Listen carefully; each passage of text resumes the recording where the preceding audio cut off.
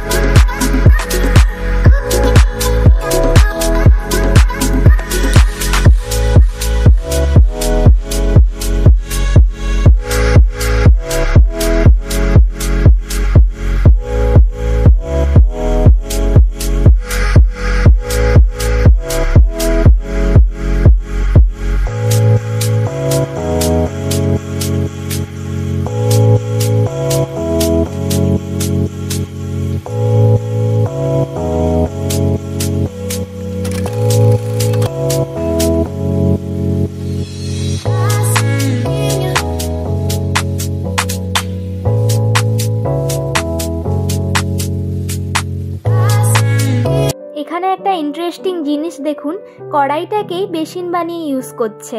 এদিকে আরও একটা জিনিস দেখুন, টেবিলের তলায় যেগুলো দেখছেন ওগুলো গ্যাসের সিলিন্ডার, এগুলো কালার করে টেবিলের তলায় ইউজ করা হয়েছে। এদের এখানে একটা রুফটপও রয়েছে, যেখান থেকে বসে আপনারা খাবারের সাথে সাথে রাস্তার ভিউও এনজয় করতে পারবেন। আরও একটা ইন্টারেস্টিং জিনিস দেখাই, এর ভেতরে একটা টোটো রয়েছে, যেখানে বসে আবার খাওয়াও যায়, মানে এটা একটা টেবিল। কি অসাধারণ, তাই না? এদিকে একটা ছোট্ট মকটেল সেকশনও রয়েছে। এখানে সিলিংয়ে তো ওই পুরনো দিনের যে খাটিয়া হয় ওগুলো ঝোলানো রয়েছে, আর টেবিল চেয়ারগুলোও দেখুন কি অসাধারণ, তাই না?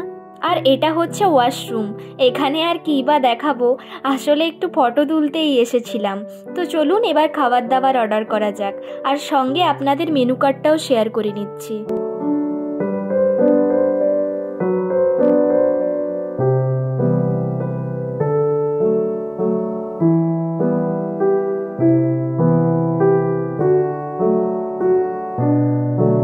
এই তো আমাদের খাবার দাবারও চলে এসেছে। আমরা প্রথমেই অর্ডার করেছিলাম আজওয়ান চিকেন টিক্কা। আমরা এখানে প্রথমে এসে জিজ্ঞাসাই করে নিয়েছিলাম স্টার্টারে কোনটা ভালো হবে, তো ওনারা এটাই সাজেস্ট করলেন। হ্যাঁ, আমরাও খেয়ে দেখলাম, বেশ ভালো খেতে। তারপর আমরা অর্ডার করেছিলাম হান্ডি চিকেন আর বাটার নান।